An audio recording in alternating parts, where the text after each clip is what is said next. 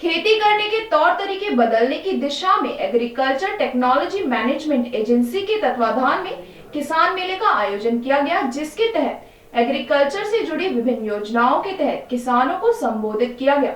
इस मौके पर अधिकारियों ने बताया कि किसान तभी आगे बढ़ सकते हैं जब वो नई नई तकनीकों को इस्तेमाल करें, स्कीमों के बारे में समझें, उनका लाभ उठाएं। मेले में करीब 10 स्टॉल लगाए गए। कृषि केंद्र के अधिकारी ने बताया कि किसी फसल के नए बीज का डेमोन्स्ट्रेशन भी इस स्कीम के तहत होता है। कृषि विभाग से पहले कोई भी बीज केवीके के पास आता है, केवीके उसे अपने कैंपस और किसानों से उसके खेत में लगवाता है। बीज, खाद और दवा जैसे इनपुट उसे दिए जाते हैं। किसान के खेत में उस प्रजाति के बीज का कैसा प्रदर्शन रहा, यह पता चल जाता है। ऐसे ही खेतों पर दूसरे किसानों को भी विजिट करवाया जाता है। किसानों को ब्लॉक स्तर पर ट्रेनिंग दी जाती है। कई बार कृषि वैज्ञानिक मॉडल तो ठीक बनाते हैं, लेकिन वो खेत में आकर फेल हो जाता है। इस स्कीम के जरिए कृषि वैज्ञानिकों और किसानों के बीच अच्छा तालमेल बैठाने की कोशिश हो रही है। इसमें चावल, गेहूं, दलहन, तिलहन का उत्पादन और उत्पादक बढ़ाने को लेकर किसानों को ट्रेन किया जाता है। कृषि अधिकारी सोलंकी ने बताया कि किसानों की आय बढ़ाने के लिए वैज्ञानिक विधि से खेती जरूरी है। खेती में मशीनों के इस्तेमाल और नई चीजों के प्रयोग के मामले में हम कई देशों से बहुत पीछे हैं। हमारे किसान आधुनिक कृषि अपनाने में हिचकिचाते हैं। हमारे यहाँ हर साल बीज बदलने की प्रक्रिया नहीं है। सिर्फ इसी वजह से 20% पैदावार कम हो जाती है।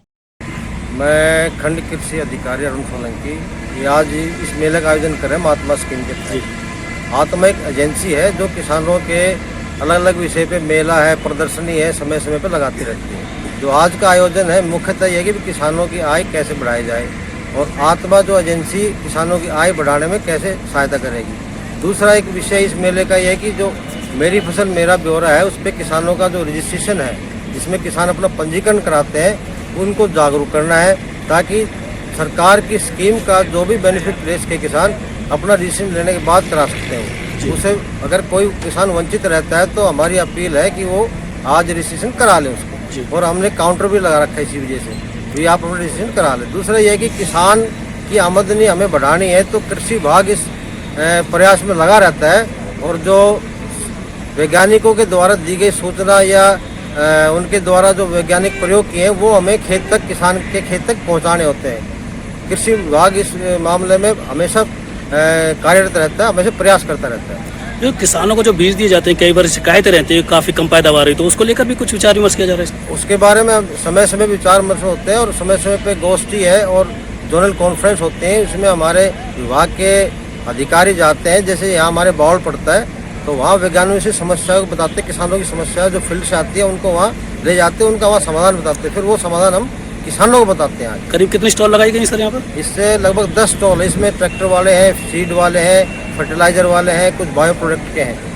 तो यहाँ कौन कौन मौजूद रहे आज मुख्य? यहाँ आज हमारे इस मेले के अंदर हमारे मुख्य अतिथि हमें माननीय MLA साहब को बुलाया है और SDM साहब को भी हमने बुलाया है और हमारे विभाग के अधिकारी भी रहेंगे। कुछ शिकायतें भी आई किसानों को चाहिए कुछ? अभी तक किसी किसान की शिकायत नहीं आई है। जैसे कोई शिकायत आएगी तो हम उनका निवारण कर देंगे।